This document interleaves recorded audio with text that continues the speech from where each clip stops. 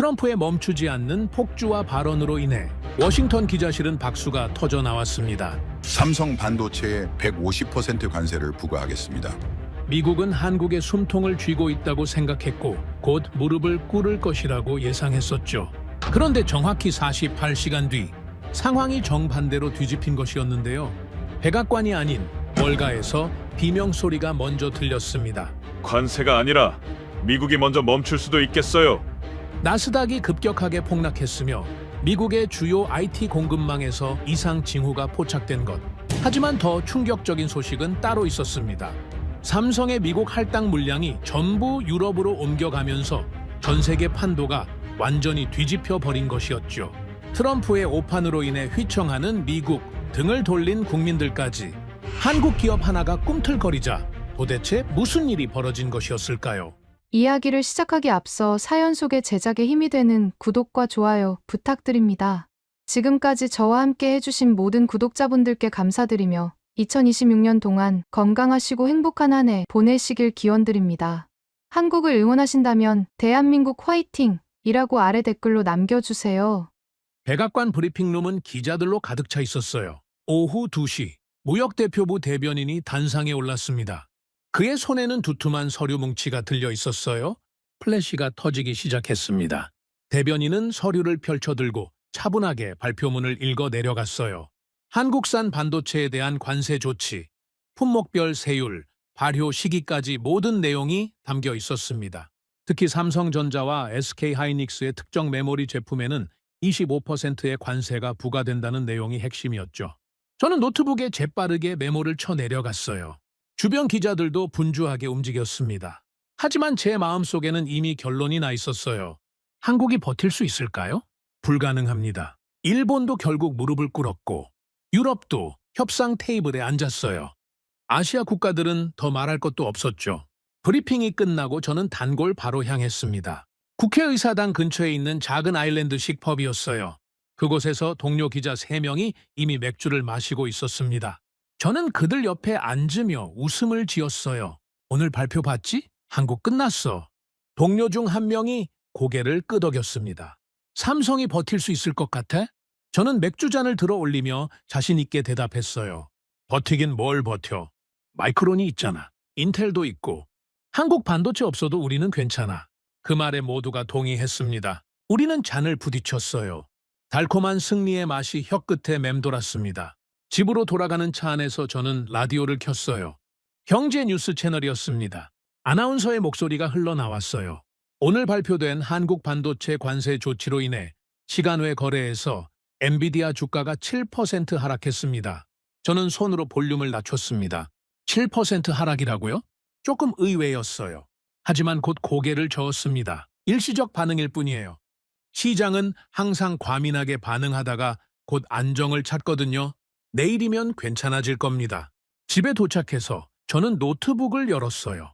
이메일 화면은 각종 보도자료와 논평이 쌓여 있었습니다. 그중 눈에 띄는 제목이 하나 있었어요. 실리콘밸리 애널리스트가 보낸 시장 분석 자료였습니다. 제목은 이랬어요. HBM 공급망 리스크 긴급 점검. 저는 파일을 열어봤습니다. 복잡한 도표와 수치들이 가득했어요. 삼성 87%, SK하이닉스 8%, 마이크론 5%라는 숫자가 눈에 들어왔습니다. 무슨 의미인지 잘 모르겠더군요. 저는 기술 전문가가 아니니까요. 파일을 닫았습니다. 중요한 건 정치고 외교예요.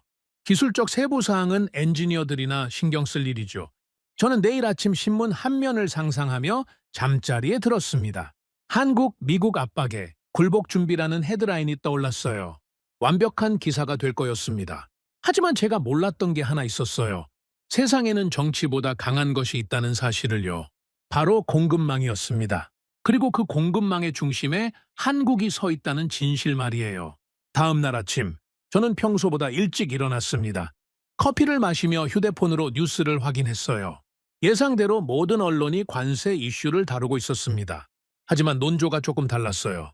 시장 불안, 공급망 우려, 기술 의존도 같은 단어들이 눈에 띄었습니다. 저는 미간을 찌푸렸어요. 너무 과장하는 거 아닌가요? 관세 하나 매긴 건데 이렇게까지 호들갑을 떨 필요가 있을까요? 본사로 출근하는 길에 저는 오랜 친구에게 전화를 걸었습니다. 데이비드라는 이름의 실리콘밸리 컨설턴트였어요. 그는 테크 업계에 깊은 인맥을 가진 사람이었습니다. 신호음이 3번 울리고 그가 전화를 받았어요. 마크? 무슨 일이야? 목소리가 조금 긴장된 것 같았습니다. 어제 관세 발표 봤지? 시장 반응이 좀 과한 것 같은데 내 생각은 어때? 전화 너머로 한숨 소리가 들렸어요. 데이비드는 잠시 침묵하더니 천천히 말했습니다. 마크 HBM 수율이라는 거 알아? 저는 고개를 갸웃거렸어요. 잘 모르는데 그게 뭔데? 삼성이 87%야. SK 하이닉스도 비슷해. 근데 마이크론은 8%밖에 안 돼. 숫자가 귀에 들어왔지만 의미는 와닿지 않았습니다. 그래서 마이크론이 생산량을 늘리면 되는 거 아냐? 데이비드의 목소리가 낮아졌어요. 마크 수율이 10배 차이 난다는 게 무슨 뜻인지 알아? 이건 시간이나 돈으로 해결할 수 있는 문제가 아니야. 기술 격차라고. 저는 멈춰 섰습니다. 그럼 대안이 없다는 거야. 단기적으로는 없어. 최소 2년은 걸릴 거야. 어쩌면 3년. 전화를 끊고 나서 저는 한동안 그 자리에 서 있었어요. 2년에서 3년이라고요? 그 사이에 미국 기업들은 뭘 하라는 건가요? 처음으로 불안이 스멀스멀 기어 올라왔습니다. 하지만 저는 고개를 저었어요. 아직 확실하지 않아요? 데이비드도 과장하는 경향이 있거든요. 좀 더 지켜봐야 합니다. 본사에 도착해서 저는 경제부 데스크를 찾아갔어요. 그곳 기자들은 모니터 여러 대를 켜놓고 시장 상황을 지켜보고 있었습니다. 선임 경제기자인 수전이 저를 보더니 손짓했어요. 마크, 이것 좀 봐. 모니터에는 나스닥 선물 차트가 떠 있었습니다. 빨간색 선이 가파르게 내려가고 있었어요. 장 시작 전인데도 벌써 마이너스 2%였습니다. 뭐 때문이야? 수전이 다른 화면을 가리켰어요. 반도체 관련주들이 다 빠지고 있어. 엔비디아, 애플, AMD 전부 선물 거래에서 급락 중이야. 저는 화면을 응시했습니다. 숫자들이 실시간으로 바뀌고 있었어요. 모두 빨간색이었습니다. 일시적인 거겠지? 제 목소리에는 확신이 없었어요. 수전은 고개를 저었습니다. 모르겠어. 이번엔 좀 다른 것 같은데? 저는 제 자리로 돌아와 앉았어요. 노트북을 열고 각종 애널리스트 보고서를 읽기 시작했습니다. 모두 비슷한 내용이었어요. 공급망 병목, 대체 불가능성, 기술 격차. 어제까지만 해도 무시했던 단어들이 이제는 다르게 보였습니다. 점심시간이 됐지만 식욕이 없었어요. 저는 사무실에 남아서 계속 자료를 뒤적였습니다. 그러다 한 문서를 발견했어요. 삼성전자의 공급 계약서 샘플이었습니다. 누군가 분석용으로 올려놓은 자료였죠. 저는 문서를 열어 읽기 시작했어요. 법률 용어들이 빼곡했지만 천천히 읽어 내려갔습니다. 그러다 7조 항목에서 손이 멈췄어요. 소버린 리스크 조항, 국가 차원의 정책 위험이 발생할 경우 공급 우선권이 자동으로 소멸된다는 내용이었습니다. 그리고 해당 물량은 글로벌 경매로 전환된다고 명시되어 있었어요. 저는 화면을 뚫어지게 바라봤습니다. 이게 무슨 의미일까요? 관세가 소버린 리스크로 분류될 수 있다는 건가요? 그렇다면 미국의 공급 우선권이 사라진다는 뜻인가요? 심장이 빠르게 뛰기 시작했습니다. 저는 즉시 삼성전자 글로벌 PR팀에 이메일을 보냈어요. 소버린 리스크 조항에 대한 질문이었습니다. 답장은 30분 만에 왔어요. 짧고 간결했습니다. 계약 조항은 양측이 합의한 내용이며 발동 여부는 리스크 평가팀이 판단합니다. 저는 손바닥에 땀이 났어요. 이건 예스도 노도 아닌 대답이었습니다. 하지만 분명한 건 하나 있었어요. 삼성은 이미 준비되어 있다는 것. 그들에게는 계획이 있었습니다. 반면 우리는요? 우리는 한국이 무조건 굴복할 거라고 믿으며 아무런 대비도 하지 않았어요. 오후 4시 시장이 개장했습니다. 저는 경제부 데스크로 다시 갔어요. 모니터 앞에는 이미 여러 명이 모여 있었습니다. 개장과 동시에 빨간 숫자들이 쏟아졌어요. 나스닥이 급락하기 시작했습니다. 처음 30분 만에 4% 하락. 1시간 후에는 6%. 오후 5시가 되자 9%까지 떨어졌어요. 수전이 중얼거렸습니다. 이건 패닉이야. 완전한 패닉이라고. 저는 아무 말도 할 수 없었어요. 화면 속 숫자들이 제 확신을 조금씩 깎아내리고 있었습니다. 25년간 쌓아온 믿음이 흔들리기 시작했어요. 퇴근 시간이 됐지만 아무도 자리를 뜨지 않았습니다. 모두 화면을 응시하고 있었어요. 장마감 종이 울렸습니다. 최종 낙폭은 9.7%.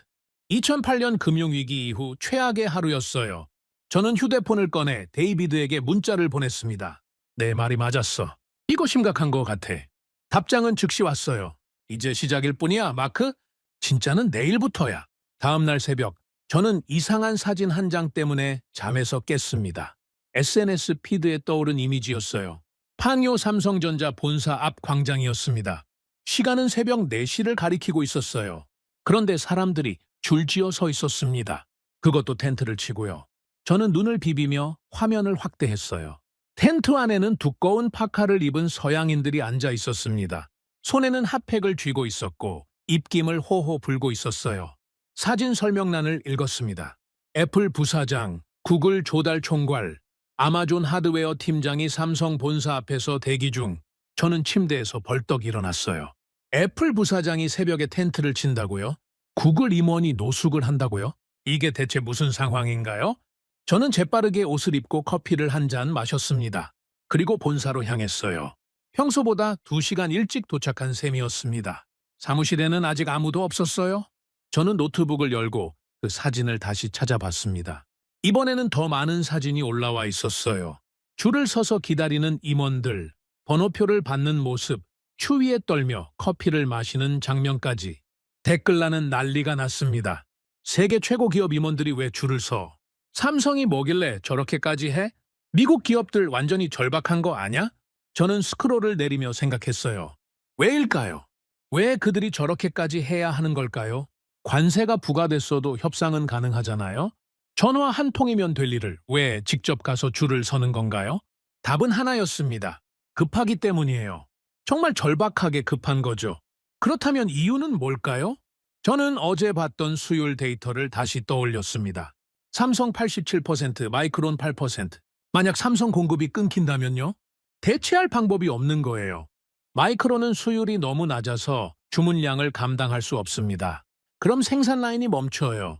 서버가 멈추고 스마트폰이 멈추고 자율주행차가 멈춥니다. 모든 게 멈추는 거죠. 등골이 서늘해졌습니다. 저는 즉시 데이비드에게 전화를 걸었어요. 한국 시간으로는 저녁이었지만 그는 전화를 받았습니다. 마크, 사진 봤어? 봤어.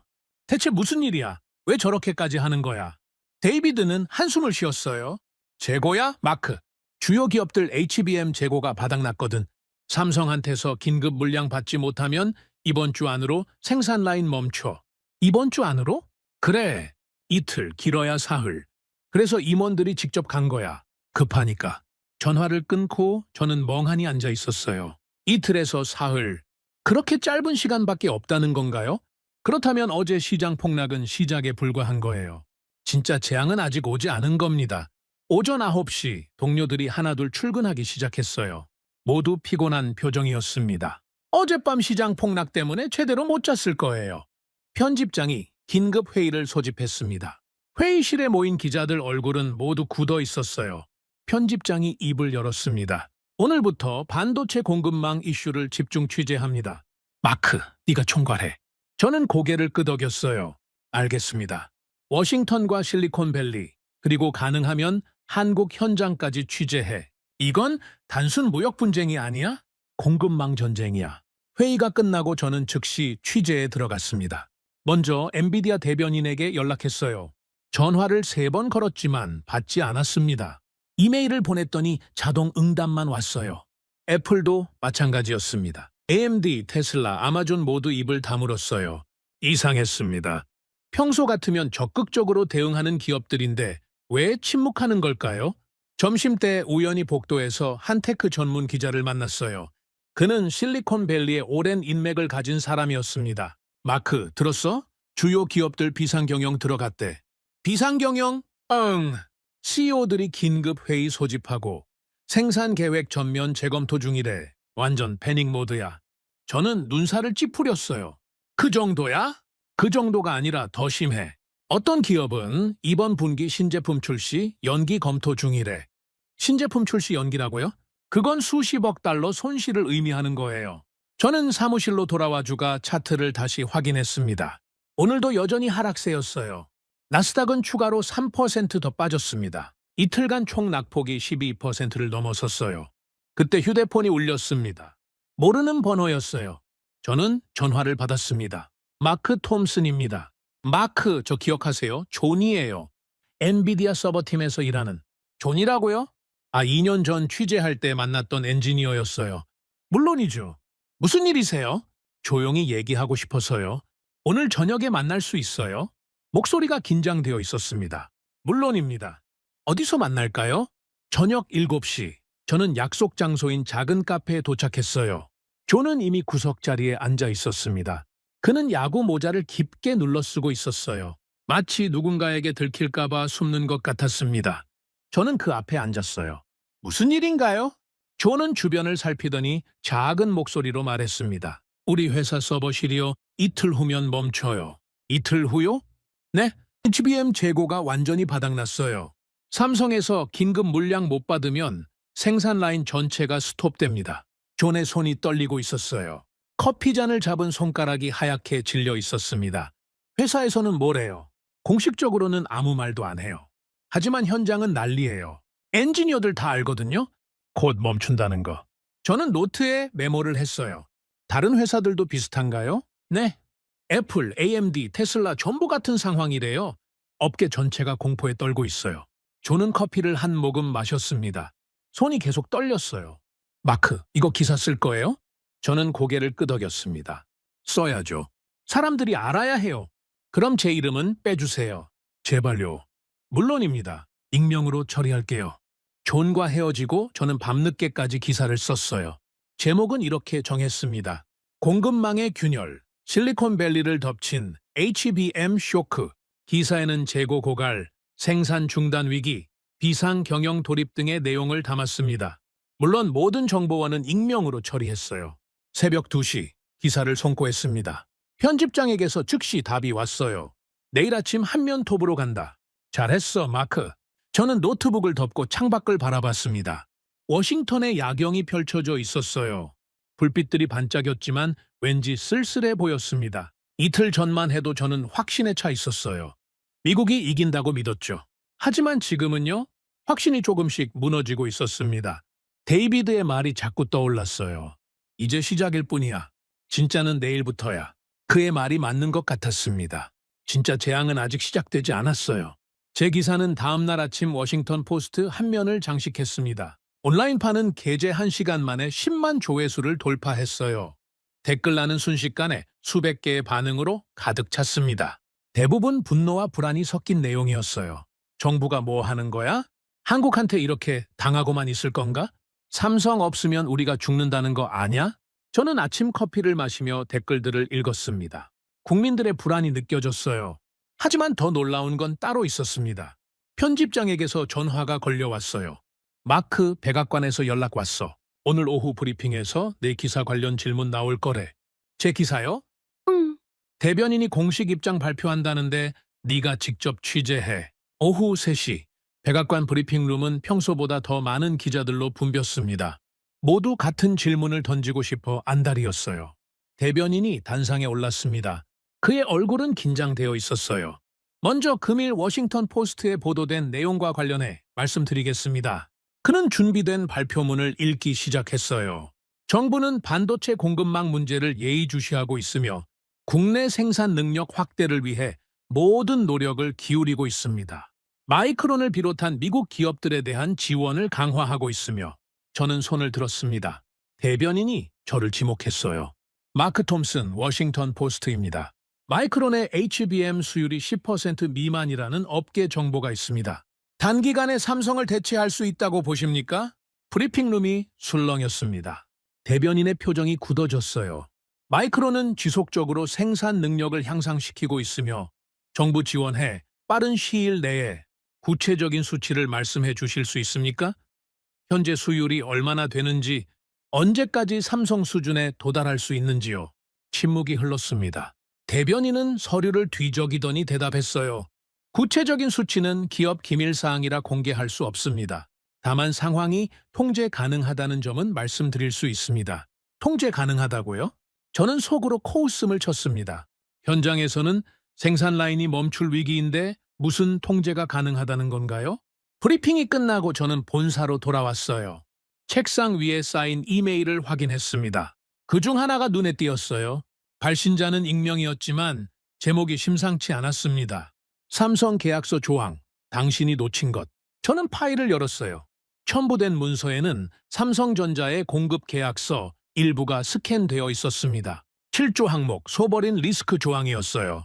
하지만 이번에는 더 자세한 설명이 붙어 있었습니다. 발동 조건, 수입국 정부의 일방적 관세 부과, 수출 제한 조치, 기타 국가 정책으로 인한 계약 이행 불확실성, 발동 시 효과, 즉시 자동 재배정, 협상 불가, 불가역적. 저는 화면을 뚫어지게 바라봤습니다. 즉시 자동 재배정이라고요? 협상 불가, 불가역적이라고요? 이건 단순한 계약 조항이 아니었어요. 일종의 자동 방어 시스템이었습니다. 미국이 관세를 부과하는 순간 시스템이 자동으로 작동해서 물량을 다른 곳으로 돌려버리는 거예요. 그리고 한번 작동하면 되돌릴 수 없다는 뜻이었습니다. 저는 즉시 법률 전문 기자에게 연락했어요. 이 조항 좀 봐줄래? 법적으로 문제 없는 거야? 30분 후 답장이 왔습니다. 완벽하게 합법이야. 양측이 합의한 계약이고 조건도 명확해. 게다가 국제상거래에서 흔히 쓰이는 리스크 관리 조항이거든. 문제될 게 하나도 없어. 저는 한숨을 내쉬었어요. 법적으로 문제가 없다는 건 미국 정부도 손 쓸 방법이 없다는 뜻이었습니다. 그날 저녁 저는 집에 돌아가지 않고 본사에 남았어요. 뭔가 큰일이 터질 것 같은 예감이 들었거든요. 밤 9시쯤 SNS에서 이상한 소문이 돌기 시작했습니다. 삼성 미국 물량 전량 재배정 검토 중, 유럽 기업들 삼성 본사 앞 대기, 독일 정부 긴급 협상단 파견. 저는 즉시 확인에 나섰어요. 삼성전자 글로벌 PR팀에 이메일을 보냈습니다. 하지만 답장은 오지 않았어요. 대신 1시간 후 삼성 홈페이지에 짧은 공지가 올라왔습니다. 글로벌 공급망 재조정 관련 공지. 내용은 단 3줄이었어요. 당사는 계약 조항에 따라 공급 우선순위를 재평가하고 있습니다. 관련 절차는 투명하고 공정하게 진행됩니다. 추가 문의는 각국 담당 부서로 연락 바랍니다. 저는 그 문구를 여러 번 읽었습니다. 재평가라고요? 이건 이미 결정이 내려졌다는 뜻 아닌가요? 자정이 넘어서 경제부 기자들이 하나둘 모여들기 시작했어요. 모두 같은 정보를 접한 것 같았습니다. 수전이 모니터를 가리켰어요. 마크, 이거 봐. 프랑크푸르트 증시 선물 급등하고 있어. 독일 증시가 왜 오르는 건가요? 저는 관련 뉴스를 검색했습니다. 그리고 한 기사를 발견했어요. 독일 경제부 장관이 긴급 기자회견을 열었다는 내용이었습니다. 우리는 한국과의 전략적 파트너십을 더욱 강화할 것입니다. 반도체 공급 안정화를 위해 모든 노력을 기울이겠습니다. 저는 이해했습니다. 독일이 움직이고 있었어요. 미국이 만든 빈자리를 독일이 채우려는 겁니다. 새벽 2시 또 다른 속보가 떴습니다. 폭스바겐 그룹 회장 전용기로 인천 출발. 사진도 함께 올라왔어요. 뮌헨 공항에서 전용기에 오르는 백발의 남자였습니다. 그의 손에는 두툼한 서류 가방이 들려 있었어요. 저는 화면을 확대해서 봤습니다. 남자의 얼굴에는 확신이 가득했어요. 마치 이미 승리를 확신한 사람의 표정이었습니다. 반면 저는요? 책상 앞에 앉아 불안에 떨고 있었어요. 25년 기자 생활 중 처음 느끼는 감정이었습니다. 미국이 질 수도 있다는 두려움 말이에요. 다음 날 아침 저는 편집장에게 제안했습니다. 한국으로 가보고 싶습니다. 직접 현장을 봐야 할 것 같아요. 편집장은 잠시 생각하더니 고개를 끄덕였어요. 요아, 오늘 저녁 비행기 예약해줄게. 현장에서 직접 취재해. 인천행 비행기에 오른 건 그날 저녁이었습니다. 13시간의 긴 비행이었어요.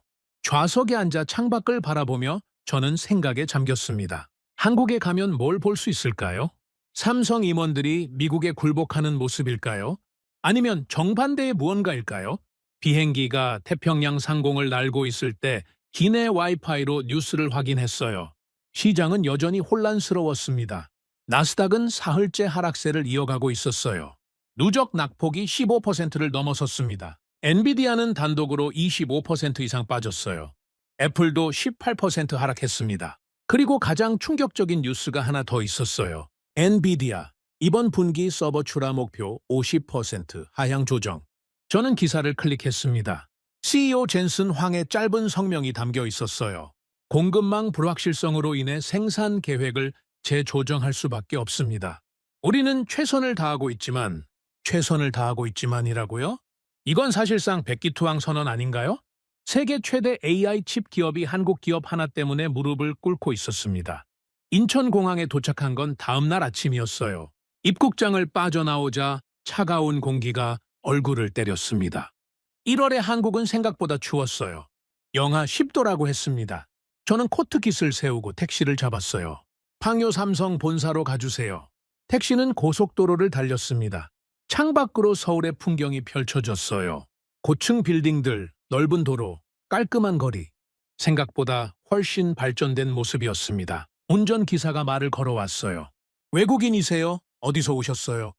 미국에서 왔습니다. 아, 요즘 미국 사람들 많이 와요. 다 삼성 간다고 그러더라고요. 그래요? 많이 오나요? 네. 어제도 독일 사람들 왔고 그저께는 프랑스 사람들. 다 큰 회사 사람들 같던데 저는 눈살을 찌푸렸습니다. 독일, 프랑스까지요? 유럽이 총동원된 건가요? 방요에 도착하자 저는 즉시 이상한 광경을 목격했어요. 삼성 본사 정문 앞에 검은색 세단들이 줄지어 서 있었습니다. 독일 국기, 프랑스 국기, 이탈리아 국기가 달린 차들이었어요. 건물 로비 앞에는 정장을 입은 서양인들이 삼삼오오 모여 있었습니다. 저는 택시에서 내려 천천히 다가갔어요. 그들의 대화 소리가 들렸습니다. 영어, 독일어, 프랑스어가 뒤섞여 있었어요. 한 무리는 서류를 펼쳐놓고 뭔가를 검토하고 있었습니다. 다른 무리는 긴장된 표정으로 휴대폰을 붙들고 있었어요. 저는 그중 한 명에게 다가갔습니다. 영어로 말을 걸었어요. 실례지만 어느 회사에서 오셨나요? 중년의 남자가 고개를 돌렸습니다. 복스바겐입니다. 당신은요? 언론입니다. 취재 중이에요. 언제부터 여기 계셨나요? 남자는 시계를 확인했어요. 어젯밤부터요. 회의가 오전 10시라서 일찍 왔습니다. 긴급한 일인가요? 남자의 표정이 굳어졌습니다. 그건 말씀드릴 수 없습니다. 죄송합니다. 저는 물러섰어요. 하지만 분위기는 충분히 파악했습니다. 모두 절박했어요. 표정에서 몸짓에서 목소리에서 긴장이 묻어났습니다.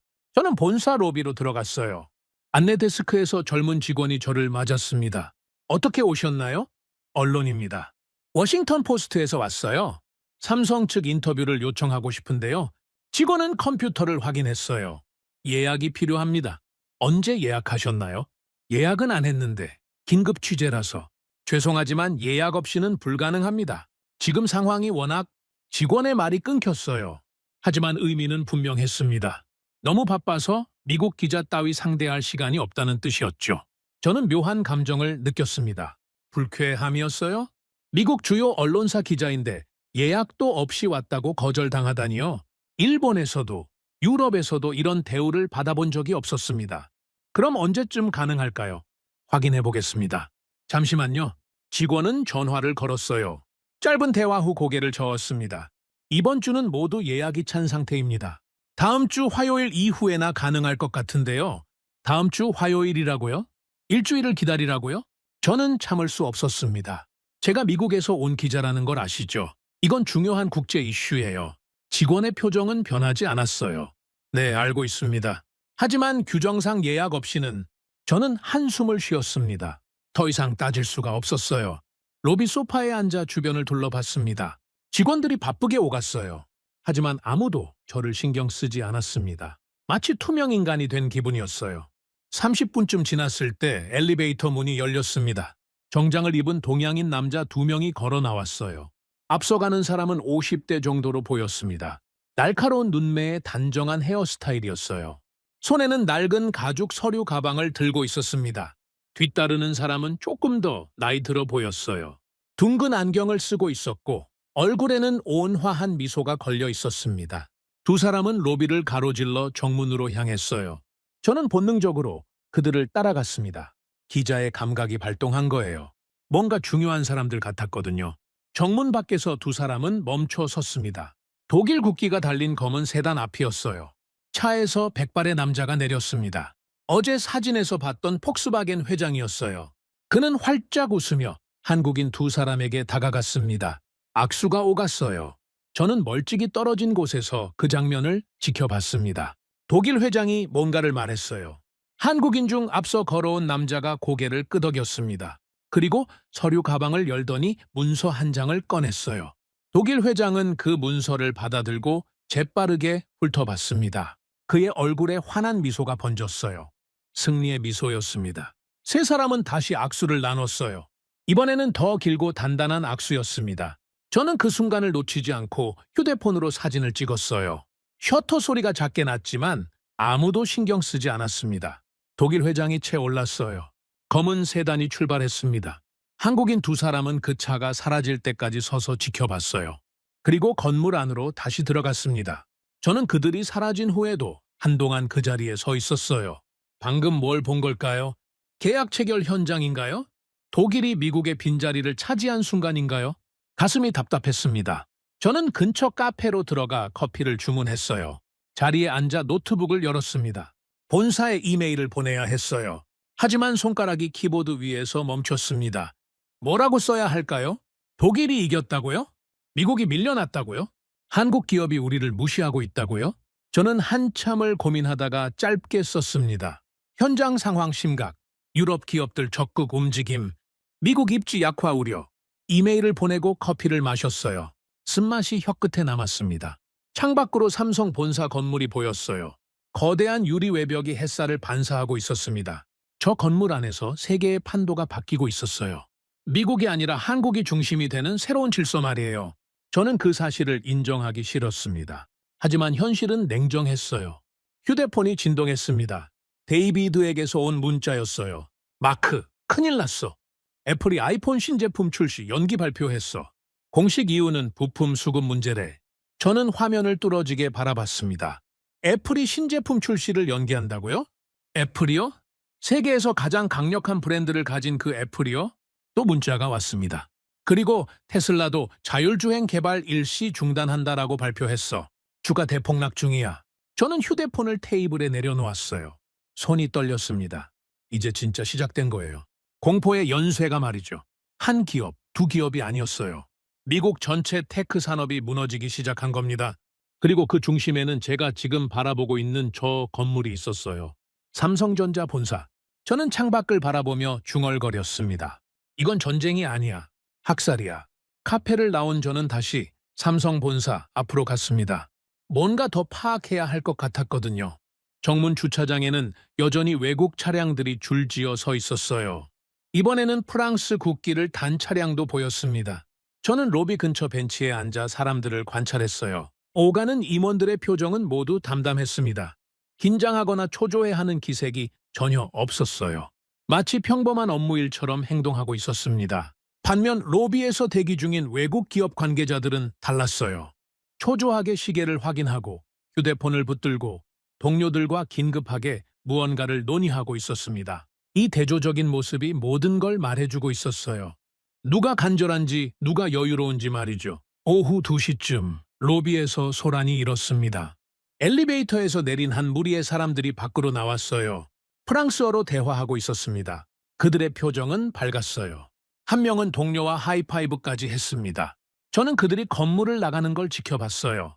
채오르기 전 한 남자가 주먹을 불끈 쥐며 승리의 제스처를 취했습니다. 계약 성사였던 거예요. 프랑스도 물량을 확보한 겁니다. 저는 무력감을 느꼈어요. 유럽 국가들이 하나씩 미국의 빈자리를 채워가고 있었습니다. 독일, 프랑스, 그 다음은 어디일까요? 이탈리아? 영국? 미국은 점점 고립되고 있었어요. 휴대폰이 울렸습니다. 편집장에게서 온 전화였어요. 마크, 지금 상황 봤어? 무슨 상황요? 나스닥이 개장하자마자 서킷 브레이커 발동됐어. 15분간 거래 중단이야. 서킷 브레이커라고요? 그건 주가가 너무 급락해서 시스템이 자동으로 거래를 멈춘다는 뜻이에요. 낙폭이 얼마나 됐는데요? 개장 10분 만에 8% 빠졌어. 지금까지 누적하면 20% 넘게 떨어진 거야. 저는 숨이 막혔습니다. 일주일도 안 돼서 20%라고요? 테크 기업들은 더 심해. 엔비디아 30% 넘게 빠졌고 애플도 25% 이상 떨어졌어. 완전히 패닉이야. 본사 분위기는 어때요? 난리 났지. 백악관에서 연락 오고 의회에서 청문회 얘기 나오고 마크, 너 거기서 뭐라도 건져와야 해? 삼성 측 입장이라도 받아내. 전화를 끊고 저는 한숨을 내쉬었어요. 삼성 측 입장을 어떻게 받아내나요? 예약도 안 되는데요. 저는 다시 안내 데스크로 갔습니다. 이번에는 다른 직원이 앉아 있었어요. 실례합니다. 아까 왔던 기자인데요. 혹시 오늘 중으로 누구라도 만날 수 있을까요? 정말 급한 상황이어서. 직원은 죄송하다는 표정을 지었어요. 오늘은 정말 어렵습니다. 내일 아침 일정 확인해 드릴 수는 있는데요. 내일 아침이요? 네. 내일 오전 10시에 다시 연락 주시면 저는 고개를 끄덕이고 물러났습니다. 더 이상 우길 수가 없었어요. 건물 밖으로 나왔습니다.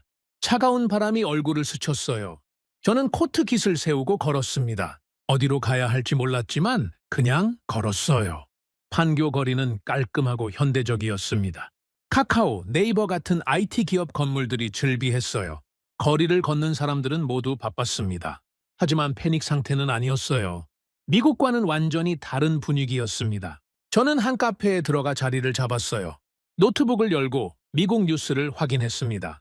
CNN, CNBC, 블룸버그 모두 같은 헤드라인이었어요. 반도체 쇼크, 월가를 강타하다. 기술주 대폭락, 투자자들 공포. 백악관 긴급 대책 마련 중. 저는 하나씩 기사를 읽어 내려갔습니다. 내용은 모두 비슷했어요. 삼성과 SK 하이닉스의 공급 중단 우려로 미국 기술 기업들이 줄줄이 생산 차질을 빚고 있다는 것. 대체 공급원을 찾지 못해 혼란이 가중되고 있다는 것. 투자자들이 패닉에 빠져 주식을 팔아치우고 있다는 것. 그리고 가장 충격적인 기사가 하나 더 있었습니다. 젠슨 황 엔비디아 CEO 긴급 기자회견 예고. 저는 시간을 확인했어요. 한국 시간으로 오후 3시, 미국 동부 시간으로는 새벽 1시였습니다. 새벽 1시에 긴급 기자회견이라고요? 이건 정말 심각한 상황이에요. 저는 온라인 생중계 링크를 찾았습니다. 30분 후면 중계가 시작될 예정이었어요. 카페에 앉아 커피를 마시며 기다렸습니다. 주변 테이블에서는 한국 직장인들이 편하게 대화하고 있었어요. 누군가는 웃고 누군가는 노트북으로 업무를 보고 있었습니다. 평범한 일상이었어요. 하지만 지구 반대편에서는 재앙이 펼쳐지고 있었습니다. 드디어 생중계가 시작됐습니다. 화면에 젠슨 환기 등장했어요. 트레이드마크인 검은 가죽 재킷을 입고 있었습니다. 하지만 평소와는 달랐어요. 얼굴이 창백했고 눈이 충혈되어 있었습니다. 마치 며칠 동안 잠을 못 잔 것 같았어요. 그는 단상 앞에 섰습니다. 카메라 플래시가 터졌어요. 오늘 엔비디아는 사상 최악의 위기를 맞았습니다. 젠슨의 목소리는 떨리고 있었어요. 삼성전자의 HBM 공급이 중단되면서 우리 서버 생산이 전면 중단됐습니다. 예비 재고는 이틀 전에 바닥났습니다. 기자들이 술렁였어요. 긴급하게 대체 공급원을 찾았지만 실패했습니다. 마이크론의 생산 능력으로는 우리 수요의 10%도 감당할 수 없습니다. 젠슨이 마이크를 꽉 쥐었어요. 손가락이 하얗게 질려 있었습니다. 이 사태의 원인은 명확합니다. 그가 카메라를 똑바로 바라봤어요. 미국 정부가 섣부른 관세 정책으로 글로벌 공급망을 파괴했습니다. 기술을 이해하지 못한 정치인들이 산업 전체를 위기로 몰아넣었습니다. 저는 화면을 뚫어지게 바라봤습니다. 젠슨 황기 미국 정부를 정면으로 비판하고 있었어요. 전 세계 생중계로요. 저는 요구합니다. 즉각적인 관세 철회를요. 그리고 한국과의 관계 정상화를요. 이대로 가면 미국 기술 산업은 끝입니다. 기자회견이 끝났습니다. 저는 노트북 화면을 내려다봤어요. 댓글창이 폭발하고 있었습니다. 젠슨이 맞아. 정부가 잘못했어. 관세 당장 철회해야 해. 한국한테 빌어야 하는 거 아냐? 여론이 돌아서고 있었어요. 분노의 화살이 한국이 아니라 백악관을 향하고 있었습니다. 저는 이해했어요. 미국 국민들도 바보가 아니에요. 누가 잘못했는지 보이기 시작한 겁니다. 휴대폰이 울렸습니다. 데이비드였어요.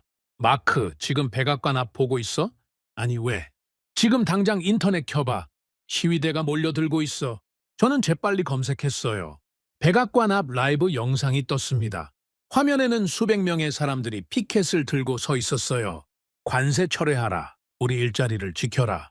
정치가 산업을 죽인다. 구호가 터져 나왔습니다. 시위대는 계속 늘어나고 있었어요. 경찰들이 줄을 서서 막고 있었지만 인파는 멈추지 않았습니다. 마크, 이건 시작일 뿐이야. 내일이면 더 심해질 거야. 데이비드의 목소리는 침울했어요. 전화를 끊고 저는 카페 창밖을 바라봤습니다. 판교의 평온한 거리가 보였어요. 사람들은 여전히 웃고 떠들며 일상을 살고 있었습니다. 한국은 멈추지 않았어요. 반면 미국은 무너지고 있었습니다. 저는 노트북을 덮었어요. 더 이상 볼 수가 없었습니다. 25년간 믿어온 모든 것이 흔들리고 있었거든요. 다음 날 아침 저는 다시 삼성 본사로 갔습니다. 어제 약속했던 시간이었어요. 로비에 도착하니 안내 데스크 직원이 저를 기다리고 있었습니다. 톰슨 기자님이시죠? 확인됐습니다. 18층 회의실로 안내해 드리겠습니다. 드디어 면담이 잡힌 거예요. 저는 직원을 따라 엘리베이터에 올랐습니다. 18층에 도착하자 깔끔한 복도가 펼쳐졌어요. 회의실 문이 열렸습니다. 안에는 2명의 남자가 앉아 있었어요. 어제 독일 회장과 악수했던 그 사람들이었습니다. 안녕하세요. 저는 장태수입니다. 메모리 사업부 글로벌 마케팅 실장이에요. 날카로운 눈매의 남자가 먼저 인사했습니다. 민병국입니다. 법무실장을 맡고 있어요. 둥근 안경의 남자가 온화하게 웃으며 악수를 청했어요. 저는 두 사람과 악수를 나누고 자리에 앉았습니다. 긴장됐어요. 어떻게 질문을 시작해야 할까요? 장태수가 먼저 입을 열었습니다. 미국에서 오셨죠? 먼 길 오시느라 수고하셨습니다. 목소리는 담담했어요. 감정이 실려 있지 않았습니다. 네, 현재 상황에 대해 취재하고 싶어서 왔습니다. 저는 노트를 펼쳤어요. 먼저 여쭙겠습니다. 미국 할당 물량이 재배정됐다는 소문이 있는데 사실인가요? 장태수는 잠시 침묵했습니다. 민병국을 힐끔 쳐다봤어요. 민병국이 고개를 끄덕였습니다. 사실입니다. 장태수가 대답했어요. 저는 심장이 쿵 내려앉았습니다. 소문이 아니라 사실이었어요. 언제 결정된 건가요? 관세 발표 48시간 후입니다. 계약 조항에 따라 자동으로 처리됐어요. 자동으로요? 민병국이 끼어들었습니다. 네. 소버린 리스크 조항이 발동됐거든요. 미국 정부의 일방적 관세 부과가 계약 이행에 중대한 불확실성을 초래했다고 판단됐습니다. 저는 숨을 깊이 들이쉬었어요. 그럼 협상의 여지는 없었나요? 미국 정부나 기업들과 대화를 시도하지 않았나요? 장태수가 고개를 저었습니다. 조항은 명확합니다. 발동되면 불가역적이에요. 우리도 어쩔 수 없었습니다. 어쩔 수 없었다고요? 제 목소리가 높아졌어요. 미국 경제가 무너지고 있는데 어쩔 수 없었다고 하시는 겁니까? 장태수의 표정은 변하지 않았어요. 죄송하지만 우리는 계약을 따랐을 뿐입니다. 미국 기업들도 같은 계약서에 서명했어요. 조항을 읽지 않은 건 우리 책임이 아닙니다. 저는 할 말을 잃었습니다. 그의 말이 맞았어요. 계약서에 명시된 내용이었다면 법적으로 문제될 게 없었습니다. 그럼 독일과 프랑스는요? 그들과는 어떻게 계약이 된 겁니까? 민병국이 태블릿을 꺼냈어요. 화면을 제게 보여줬습니다. 공급 현황표였어요. 국가별로 할당량이 표시되어 있었습니다. 미국 칸은 0이었어요. 독일 칸에는 큰 숫자가 적혀 있었습니다. 프랑스도 마찬가지였어요. 글로벌 경매로 전환됐습니다. 가장 좋은 조건을 제시한 곳이 우선권을 얻었어요. 가장 좋은 조건이라면요? 현금 선지급, 장기 계약, 안정적 거래 관계 보장 등이죠. 장태수가 설명했어요. 독일은 5년치 물량을 현금으로 선지급했습니다. 프랑스도 비슷한 조건을 제시했고요. 저는 이해했습니다. 유럽 국가들이 총력전을 펼친 거예요. 정부 차원에서 막대한 자금을 쏟아부으며 물량을 확보한 겁니다. 반면 미국은요? 관세만 부과하고 아무런 대책도 세우지 않았어요. 미국 기업들이 같은 조건을 제시하면 어떻게 되나요? 장태수가 고개를 저었습니다. 이미 경매는 끝났습니다. 다음 분기 물량은 이미 배정이 완료됐어요. 다음 분기요? 그럼 그 전까지는요? 공급이 없습니다. 저는 숨이 막혔습니다. 다음 분기까지라면 최소 3개월이에요. 3개월 동안 미국 기업들은 HBM 없이 버텨야 한다는 뜻이었습니다. 이건 너무 가혹한 거 아닙니까? 제 목소리가 떨렸어요. 장태수가 저를 바라봤습니다. 가혹하다고 생각하십니까? 당연하죠. 미국 경제 전체가 위험에 빠졌어요. 장태수는 잠시 침묵했어요. 그리고 천천히 입을 열었습니다. 톤슨 기자님, 질문 하나 드려도 될까요? 네. 만약 미국이 우리 물량을 그대로 받았다면 관세는 어떻게 됐을까요? 저는 대답하지 못했습니다. 120% 관세를 그대로 물고 거래했을 겁니다.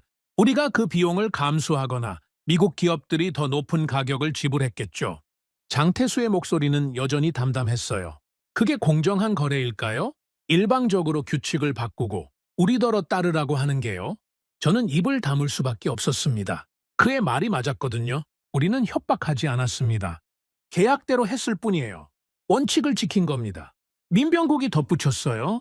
소버린 리스크 조항은 바로 이런 상황을 대비한 겁니다. 한쪽이 일방적으로 규칙을 바꿀 때 다른 쪽도 보호받아야 하니까요. 저는 고개를 숙였습니다. 반박할 말이 없었어요. 법적으로도 논리적으로도 그들이 옳았습니다. 하지만 저는 간신히 입을 열었어요. 그래도 이건 너무 극단적인 조치 아닙니까? 대화로 풀 수도 있었잖아요. 장태수가 한숨을 쉬었습니다. 처음으로 감정이 비치는 순간이었어요. 대화요? 관세 발표 전에 미국 정부가 우리와 대화했나요? 산업계 의견을 들었나요? 그는 고개를 저었어요. 일방적 통보만 있었습니다. 그래놓고 이제 와서 대화하자고 하는 건 공정하지 않아요. 저는 아무 말도 할 수 없었습니다. 그가 옳았어요. 미국이 먼저 대화를 거부했던 겁니다. 회의실에 침묵이 흘렀어요. 저는 노트를 내려다봤습니다. 준비했던 질문들이 무색해졌어요. 이건 단순한 무역 분쟁이 아니었습니다. 원칙과 공정함의 문제였어요. 그리고 미국이 그 원칙을 먼저 깬 겁니다. 장태수가 입을 열었습니다. 톤슨 기자님, 한 가지 더 말씀드릴게요. 저는 고개를 들었어요. 우리는 미국을 적으로 생각하지 않습니다. 오랜 파트너였고 앞으로도 그럴 수 있어요. 그의 목소리가 부드러워졌습니다. 하지만 파트너십은 상호 존중에서 나옵니다. 일방적 요구가 아니라요. 민병국이 고개를 끄덕였어요. 관세가 철회되고 정상적인 거래 관계가 회복되면 우리도 기꺼이 미국과 다시 협력할 겁니다. 그게 우리가 원하는 거예요. 저는 그들의 얼굴을 바라봤습니다. 진심이 느껴졌어요. 이들은 미국을 무너뜨리려는 게 아니었어요. 단지 공정한 대우를 원하는 거였습니다. 회의가 끝나고 저는 건물을 나왔습니다. 차가운 바람이 불었지만 정신이 맑아지는 느낌이었어요. 저는 처음으로 진실을 마주한 겁니다. 이건 한국이 잘못한 게 아니었어요. 미국이 잘못 판단한 거였습니다. 기술을 이해하지 못한 채 오만하게 관세를 부과했고 그 대가를 치르고 있는 겁니다. 저는 벤치에 앉아 노트북을 열었어요. 기사를 써야 했습니다. 진실을 전해야 했어요. 손가락이 키보드 위에서 움직이기 시작했습니다. 48시간이 바꾼 세계. 관세가 아니라 원칙의 문제였다. 제목을 정하고 본문을 쓰기 시작했어요. 장태수와 민병국의 말을 그대로 옮겼습니다. 계약 조항, 소버린 리스크, 글로벌 경매까지 모든 내용을 담았어요. 그리고 마지막 문단에 제 생각을 적었습니다. 이번 사태는 한국의 공격이 아니었다. 미국의 자해였다. 우리는 기술을 이해하지 못한 채 오만하게 행동했고 그 대가를 치르고 있다.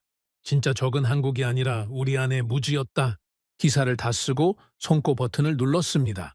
편집장에게서 즉시 전화가 왔어요. 마크, 이거 진심이야? 한국 편을 드는 거야? 편을 드는 게 아니라 사실을 전하는 겁니다. 독자들이 가만히 안 있을 거야. 지금 미국인들 분노로 들끓고 있어.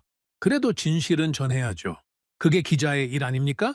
편집장은 한참 침묵하더니 말했어요. 알았어. 내일 아침 한 면에 실을게. 하지만 각오해야 할 거야. 전화를 끊고 저는 하늘을 올려다봤습니다. 팡요의 하늘은 맑았어요. 구름 한 점 없는 파란 하늘이었습니다. 반면 워싱턴의 하늘은 어떨까요? 아마 먹구름이 가득할 거예요. 저는 벤치에서 일어났습니다. 호텔로 돌아가야 했어요. 내일이면 제 기사가 나갈 겁니다. 그리고 아마 엄청난 반발이 쏟아지겠죠. 하지만 상관없었어요. 25년 기자 생활 중 가장 중요한 기사를 쓴 것 같았거든요. 진실을 외면하지 않은 거죠. 다음 날 아침, 제 기사는 워싱턴 포스트 한면 톱을 장식했습니다. 온라인판은 게재 1시간 만에 50만 조회수를 돌파했어요. 하지만 예상했던 대로 반응은 양극화됐습니다. 댓글란은 순식간에 전쟁터가 됐어요. 배신자, 나라를 팔아먹는 기자. 중국 돈 받았나? 한국 로비 받았어? 25년 경력을 쓰레기통에 버렸네. 저는 호텔 침대에 앉아 댓글들을 읽었습니다. 가슴이 아팠어요. 하지만 동시에 다른 댓글들도 보였습니다. 드디어 진실을 말하는 기자가 나왔네.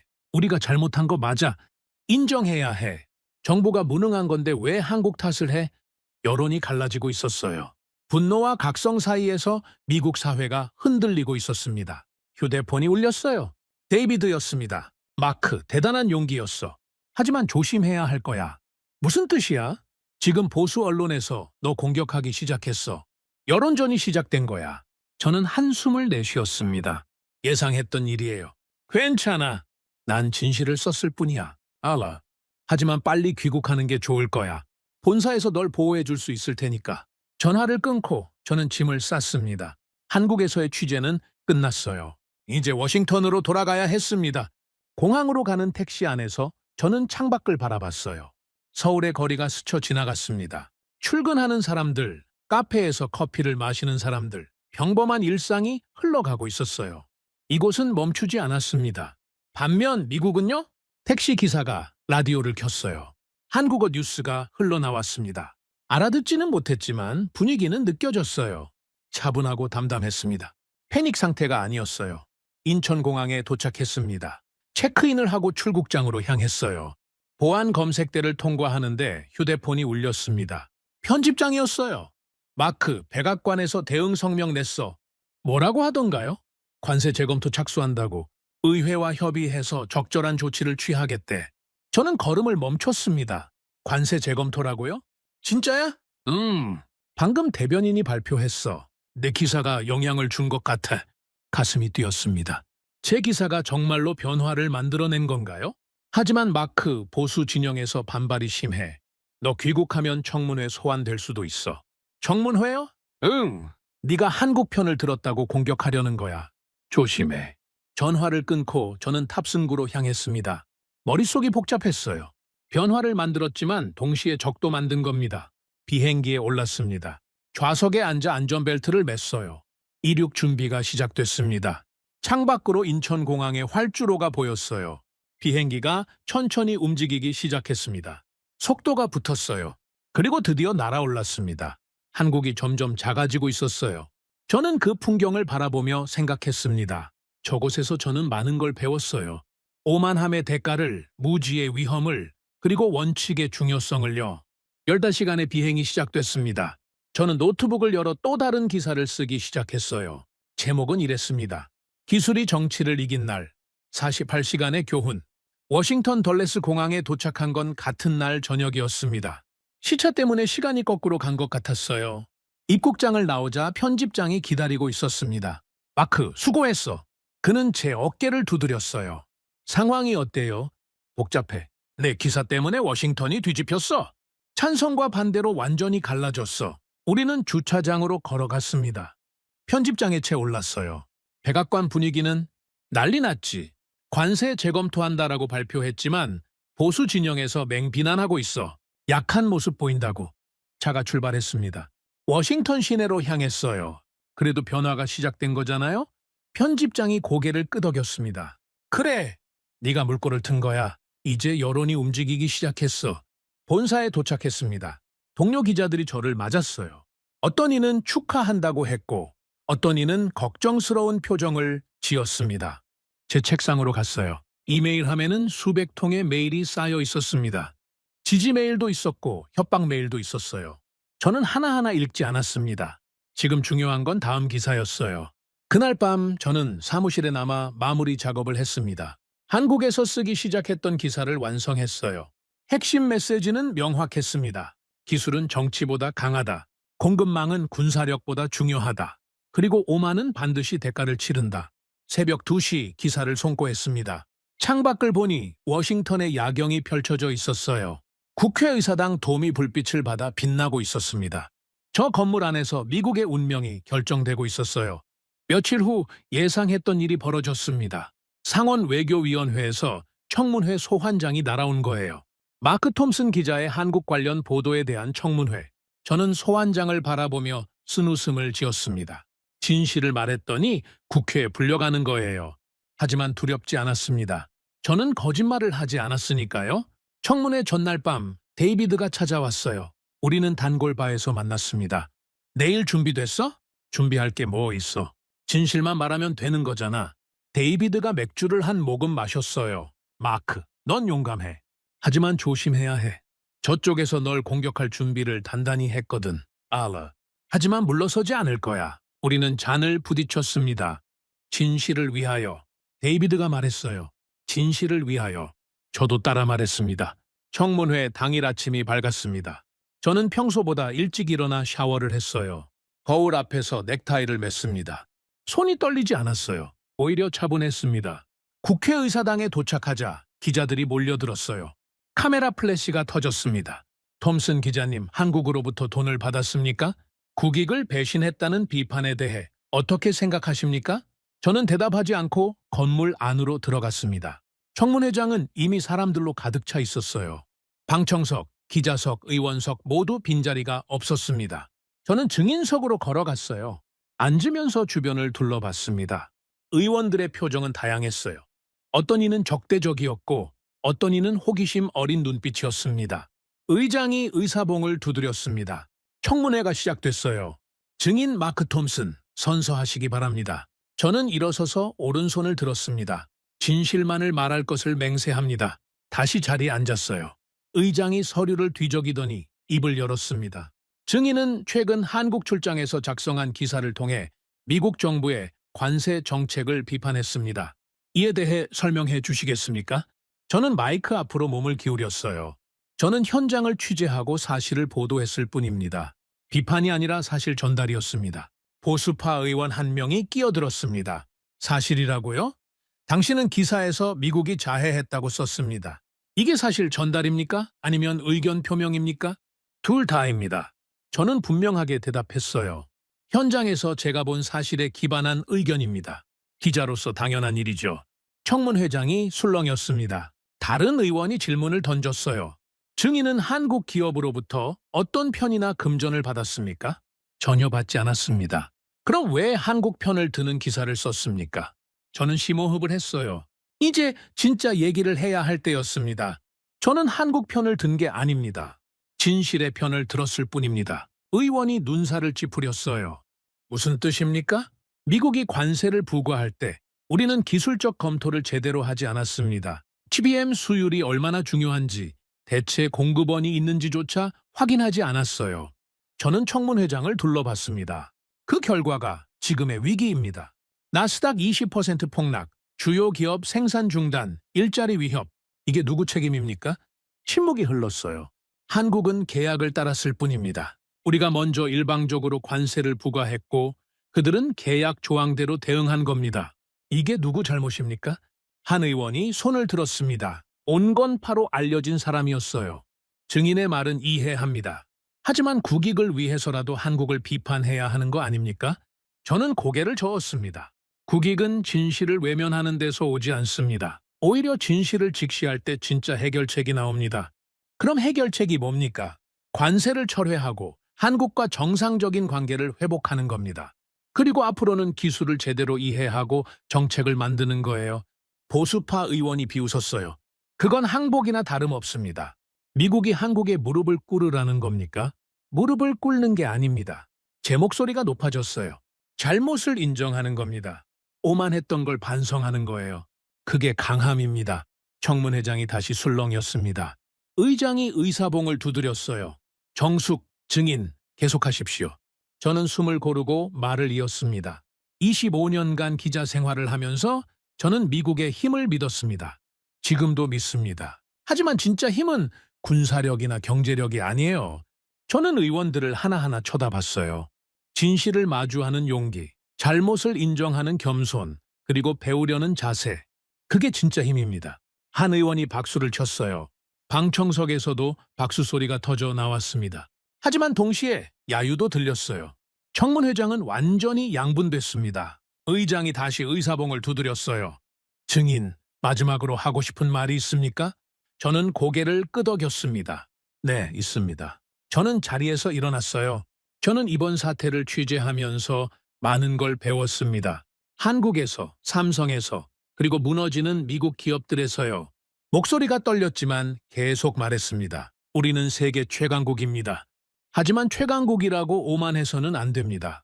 기술을 무시하고 파트너를 무시하고 계약을 무시한 대가가 지금의 위기예요.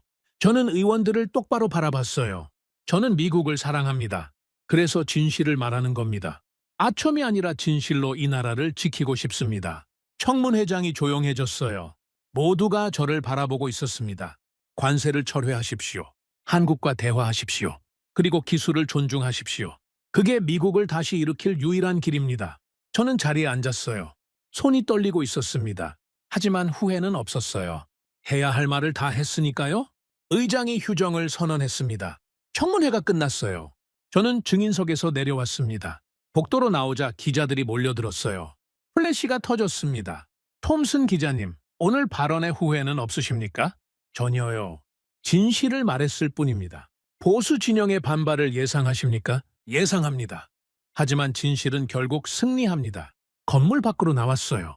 계단 아래에는 시위대가 모여 있었습니다. 양쪽 다 있었어요. 한쪽에서는 저를 비난하는 피켓을 들고 있었고 다른 쪽에서는 지지하는 구호를 외치고 있었습니다. 저는 그 사이를 걸어 내려갔어요. 데이비드가 차를 대고 기다리고 있었습니다. 채 올랐어요. 잘했어, 마크. 데이비드가 말했습니다. 고마워. 차가 출발했어요. 창밖으로 국회의사당이 멀어져 갔습니다. 저는 휴대폰을 확인했어요. 뉴스 속보가 떠 있었습니다. 백악관 한국과 긴급 협상 착수 발표. 저는 화면을 뚫어지게 바라봤습니다. 드디어 움직이기 시작한 거예요. 제 기사가 제 증언이 변화를 만들어낸 겁니다. 마크, 봤어? 데이비드가 물었어요. 응, 봤어. 저는 창밖을 바라봤습니다. 워싱턴의 거리가 스쳐 지나갔어요. 변화는 느리지만 확실하게 오고 있었습니다. 그날 밤 집에 돌아와 저는 TV를 켰어요. 뉴스 채널에서는 제 청문회 발언을 반복 재생하고 있었습니다. 전문가들이 나와서 분석하고 있었어요. 어떤 이는 제 용기를 칭찬했고 어떤 이는 비애국적이라고 비난했습니다. 하지만 한 가지는 분명했어요.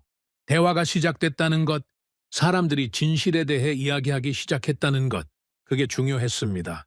저는 TV를 끄고 책상으로 갔어요. 노트북을 열었습니다. 마지막 기사를 쓸 시간이었어요. 제목은 이렇게 정했습니다. 48시간의 교훈. 한 기자가 본 미국의 각성. 손가락이 키보드 위에서 움직이기 시작했습니다. 진실을 향한 긴 여정의 마지막 기록이었어요. 청문회가 끝난 지 사흘이 지났습니다.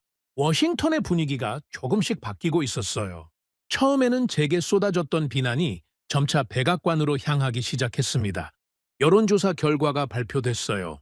국민의 62%가 관세 정책 재검토에 찬성한다는 내용이었습니다. 저는 본사 사무실에서 그 뉴스를 봤어요. 수전이 제 옆으로 다가왔습니다. 마크, 네가 물꼬를 튼 거야. 이제 강물이 흐르기 시작했어. 아직 끝난 게 아니야. 실제 정책이 바뀌어야 해. 그때 편집장이 저를 불렀어요. 사무실로 들어가니 TV가 켜져 있었습니다. 백악관 브리핑룸 생중계였어요. 대변인이 단상에 올랐습니다. 대통령께서 한국과의 관계 정상화를 위한 특별 협상단 파견을 결정하셨습니다. 저는 화면에 집중했어요. 협상단은 내일 서울로 출발하며 관세 조정 및 공급망 안정화 방안을 논의할 예정입니다. 편집장이 저를 돌아봤어요. 마크, 네가 가야겠어. 제가요? 응. 넌 이미 현장을 봤잖아. 그리고 삼성 측 인맥도 있고 특파원 자격으로 협상 과정을 취재해. 저는 잠시 생각했습니다. 다시 한국으로 가야 한다는 게 부담스러웠어요. 하지만 이 이야기의 끝을 봐야 했습니다. 알겠습니다. 가겠습니다. 다음 날 저녁, 저는 다시 인천행 비행기에 올랐어요. 이번에는 미국 협상단과 같은 비행기였습니다. 그들은 비즈니스석에 앉아 있었고 저는 이코노미석에 있었어요. 하지만 같은 목적지를 향하고 있었습니다. 비행 중에 저는 지난 2주를 되돌아봤어요. 관세 발표부터 시작된 모든 일들이 파노라마처럼 스쳐 지나갔습니다. 확신에 찬 시작, 균열의 발견, 공포의 연쇄, 그리고 진실과의 대면. 그 모든 과정이 저를 변화시켰어요. 인천공항에 도착한 건 다음 날 아침이었습니다. 이번에는 기자들이 협상단을 기다리고 있었어요. 플래시가 터졌습니다. 협상단장이 짧은 성명을 발표했어요. 우리는 한국과의 건설적인 대화를 위해 왔습니다. 상호 이익이 되는 해결책을 찾을 것입니다. 저는 그 모습을 취재하며 기록했어요. 자세가 달라졌어요. 2주 전에 오만함은 없었습니다. 오후에 첫 협상이 시작됐습니다. 장소는 서울 시내 호텔이었어요. 저는 기자단과 함께 브리핑룸에서 대기했습니다. 2시간 후 양측 대표가 나왔어요. 미국 측에는 협상단장이, 한국 측에는 장태수가 서 있었습니다. 그는 여전히 담담한 표정이었어요. 협상단장이 먼저 입을 열었습니다. 오늘 우리는 건설적인 대화를 나눴습니다. 양측 모두 관계 정상화의 필요성에 공감했습니다. 장태수가 이어서 말했어요. 구체적인 조건에 대해서는 계속 논의할 예정입니다. 상호 존중을 바탕으로 합리적인 해결책을 찾겠습니다. 기자들이 질문을 쏟아냈어요. 관세는 언제 철회됩니까? 미국 물량 재배정은 어떻게 됩니까? 협상단장이 손을 들어 제지했습니다. 구체적인 내용은 협상 중이라 말씀드릴 수 없습니다. 하지만 진전이 있었다는 점은 말씀드릴 수 있습니다. 브리핑이 끝나고 저는 장태수를 따로 만났어요. 호텔 로비 카페였습니다. 다시 뵙네요, 톰슨 기자님. 그가 먼저 인사했어요. 청문회 발언 받습니다. 용기 있는 선택이었어요. 진실을 말했을 뿐입니다. 저는 커피를 한 모금 마셨어요. 협상은 어떻게 되고 있나요?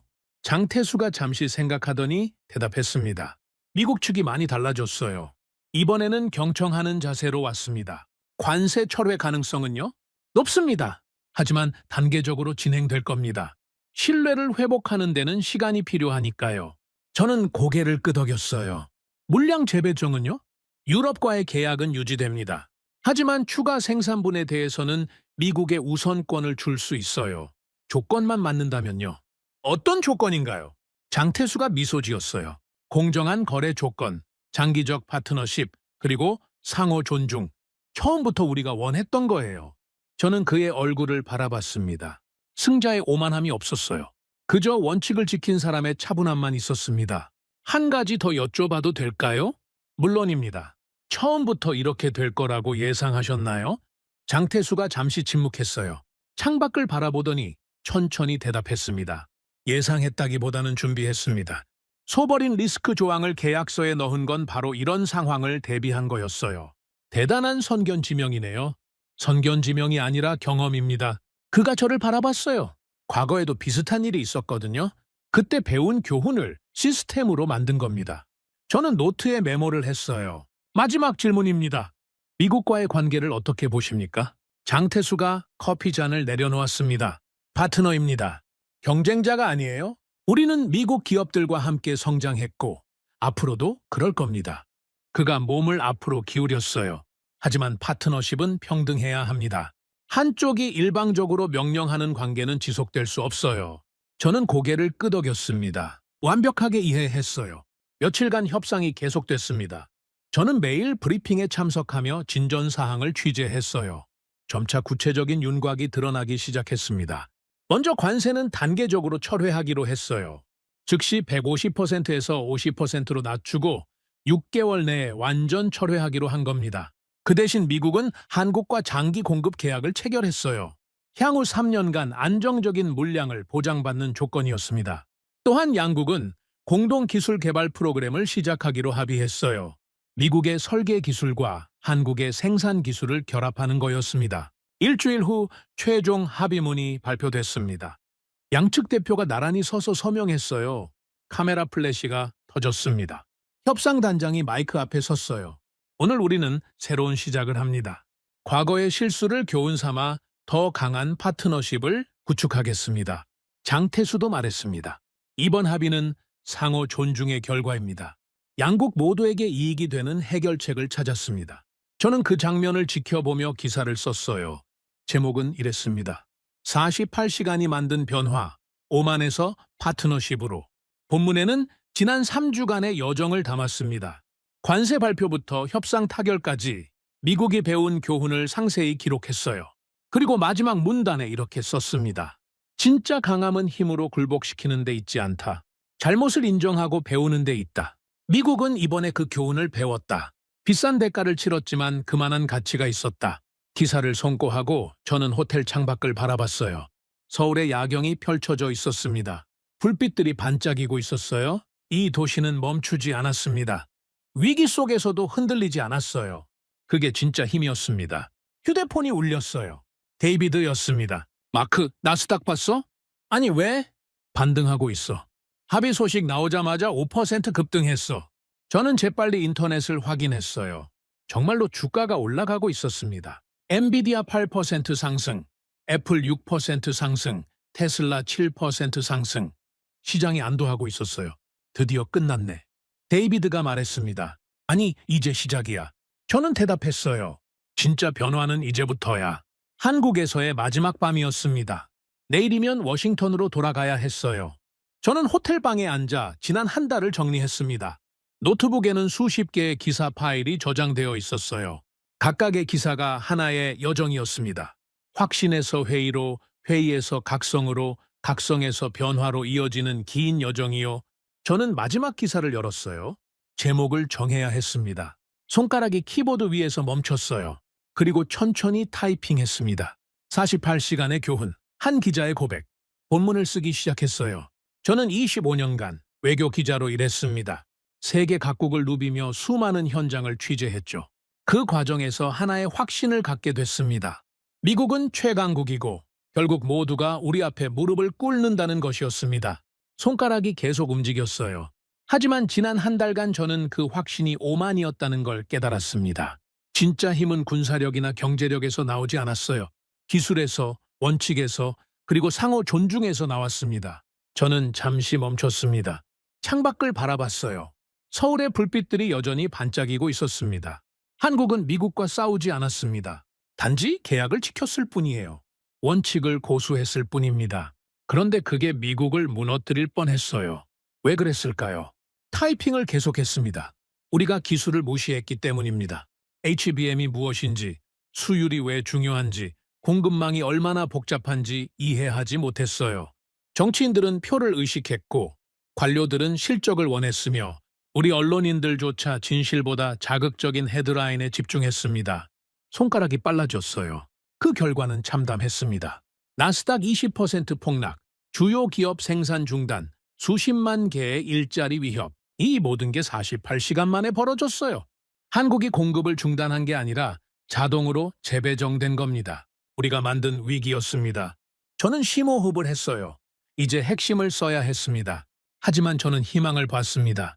미국이 변하기 시작했거든요. 처음에는 한국을 비난했지만 점차 내부를 돌아보기 시작했어요. 정부는 정책을 수정했고 기업들은 공급망을 재검토했으며 국민들은 진실에 귀 기울이기 시작했습니다. 타이핑이 멈추지 않았어요. 청문회에서 저는 말했습니다. 진짜 힘은 잘못을 인정하는 용기라고. 많은 이들이 비난했지만 더 많은 이들이 공감했어요. 그래서 변화가 시작됐습니다. 마지막 문단이었습니다. 48시간이 모든 걸 바꿨습니다. 하지만 진짜 변화는 이제부터예요. 우리는 기술을 존중하고 파트너를 존중하고 원칙을 존중하는 법을 배워야 합니다. 그게 미국을 다시 위대하게 만드는 길입니다. 오만이 아니라 겸손으로, 강압이 아니라 협력으로 말이죠. 저는 마지막 문장을 썼어요. 저는 이번 여정을 통해 한 명의 기자에서 한 명의 시민으로 거듭났습니다. 나라를 사랑하는 방법은 맹목적 지지가 아니라 진실한 비판이라는 걸 배웠습니다. 그리고 그 교훈을 평생 간직할 것입니다. 기사를 다 쓰고 송고 버튼을 눌렀습니다. 편집장에게서 즉시 답이 왔어요. 완벽해, 마크. 이건 내 최고의 기사야. 저는 노트북을 덮었습니다. 침대에 누워 천장을 바라봤어요. 피곤했지만 마음은 가벼웠습니다. 해야 할 일을 다 한 기분이었어요. 다음 날 아침 인천공항으로 향했습니다. 체크인을 마치고 출국장으로 걸어가는데 누군가 저를 불렀어요. 톰슨 기자님. 돌아보니 장태수였습니다. 그 옆에는 민병국도 서 있었어요. 어떻게 여기에? 배웅하러 왔습니다. 장태수가 손을 내밀었어요. 저는 그의 손을 잡았습니다. 좋은 기사 많이 쓰셨어요. 진실을 전하는 기자의 모습을 봤습니다. 감사합니다. 많이 배웠습니다. 민병국이 작은 상자를 건넸어요. 선물입니다. 비행기에서 읽어보세요. 저는 상자를 받았습니다. 뭔가요? 우리 회사 역사를 담은 책입니다. 어떻게 여기까지 왔는지, 어떤 어려움을 겪었는지 담겨 있어요. 장태수가 덧붙였습니다. 우리도 처음부터 강하지 않았습니다. 수없이 넘어지고 일어났어요. 그 과정에서 배운 게 하나 있습니다. 뭔가요? 원칙을 지키면 언젠가 인정받는다는 것입니다. 저는 고개를 끄덕였어요. 명심하겠습니다. 악수를 나누고 출국장으로 들어갔습니다. 돌아보니 두 사람이 손을 흔들고 있었어요. 저도 손을 흔들었습니다. 비행기에 오른 후 저는 선물 상자를 열었어요. 책 한 권이 들어 있었습니다. 표지에는 삼성의 로고와 함께 제목이 적혀 있었어요. 원칙이 만든 기적, 삼성전자 반도체 50년. 책장을 넘기며 읽기 시작했습니다. 1970년대 초라한 시작, 1980년대 기술 도입의 어려움, 1990년대 위기와 극복, 2000년대 도약, 그리고 2020년대 세계 1위까지. 그 여정에는 수없는 넘어짐과 일어남이 있었어요. 하지만 한 가지는 변하지 않았습니다. 원칙을 지키려는 노력이요. 13시간의 비행 끝에 워싱턴에 도착했습니다. 공항을 나서자 익숙한 풍경이 펼쳐졌어요. 하지만 뭔가 달라 보였습니다. 한 달 전과 같은 도시인데 제 눈에는 다르게 보였어요. 본사로 출근한 첫날 동료들이 반겨줬습니다. 마크, 수고했어. 내 기사 덕분에 다들 눈 떴어. 편집장이 저를 사무실로 불렀어요. 마크 퓰리처상 후보에 내 이름 올렸어. 정말요? 응? 올해 최고의 국제 보도로 추천됐어. 축하해. 저는 감격스러웠습니다. 하지만 동시에 책임감도 느꼈어요. 이제 더 조심해야 했습니다. 더 정확해야 했고 더 진실해야 했어요. 며칠 후 데이비드와 저녁을 먹었습니다. 단골바에서 만났어요. 마크, 네가 만든 변화 알아? 무슨 변화? 정부에서 기술 자문단 만들었어. 앞으로 무역 정책 만들 때 기술 전문가들 의견 듣기로 했대. 저는 맥주를 한 모금 마셨어요. 다행이네? 그리고 주요 대학에서 공급망 관리 과정 신설한대. 내 기사가 교재로 쓰일 거래. 진짜? 응. 하버드 케네디 스쿨에서 연락 왔어. 게스트 강연 요청이야. 저는 웃었습니다. 변화가 정말로 일어나고 있었어요. 데이비드, 우리가 해냈어. 네가 해낸 거지, 마크. 우리는 잔을 부딪혔습니다. 진실을 위하여, 진실을 위하여. 그날 밤 집에 돌아와 저는 책상에 앉았어요. 한국에서 받은 책을 다시 펼쳤습니다. 마지막 장에 이런 문구가 적혀 있었어요. 원칙은 때로 외롭습니다. 하지만 결국 승리합니다. 시간이 걸릴 뿐입니다. 저는 그 문구를 노트에 옮겨 적었어요. 그리고 책상 앞에 붙였습니다. 매일 볼 수 있도록요. 다음 날부터 저는 다시 일상으로 돌아갔습니다. 회의에 참석하고 취재원을 만나고 기사를 썼어요. 하지만 뭔가 달랐습니다. 더 신중하게 판단했고 더 깊이 생각했으며 더 정직하게 썼어요. 한 달 후 백악관에서 공식 발표가 있었습니다. 한국과의 관세가 완전히 철회됐다는 내용이었어요. 그리고 양국 간 기술 협력 협정이 체결됐습니다. 시장은 환호했습니다. 나스닥은 관세 발표 전 수준을 회복했어요. 주요 기업들도 생산을 정상화했습니다. 위기가 지나간 겁니다. 하지만 교훈은 남았어요. 저는 그날 마지막 기사를 썼습니다. 제목은 48시간이 남긴 것이었어요. 위기는 끝났지만 교훈은 남았습니다. 기술을 존중하는 것, 파트너를 존중하는 것, 원칙을 지키는 것, 이 세 가지가 진짜 국력입니다. 미국은 이번에 비싼 수업료를 냈습니다. 하지만 그만한 가치가 있었습니다. 왜냐하면 우리는 배웠으니까요. 기사를 마무리하며 저는 창밖을 바라봤어요. 워싱턴의 하늘이 맑았습니다. 구름 한 점 없는 파란 하늘이었어요. 새로운 시작이었습니다. 저에게도, 미국에게도, 그리고 세계에게도요. 휴대폰이 울렸습니다. 한국에서 온 문자였어요. 장태수였습니다. 톰슨 기자님 좋은 기사 잘 봤습니다. 언젠가 다시 뵙기를 바랍니다. 그때는 파트너로서요. 저는 미소 지으며 답장을 보냈습니다. 저도 그렇게 되길 바랍니다. 그리고 감사합니다. 많이 배웠습니다. 송신 버튼을 누르고 저는 노트북을 덮었어요. 긴 여정이 끝났습니다. 하지만 동시에 새로운 여정이 시작됐어요. 진실을 추구하는 기자로서의 여정이요. 저는 자리에서 일어나 창가로 갔습니다. 워싱턴의 거리를 내려다봤어요. 사람들이 바쁘게 오가고 있었습니다. 각자의 삶을 살아가고 있었어요. 그 평범한 일상이 소중했습니다. 위기가 지나가고 다시 찾아온 평온이었으니까요. 저는 깊게 숨을 들이쉬었습니다. 그리고 다짐했어요. 다시는 오만하지 않겠다고. 다시는 진실을 외면하지 않겠다고.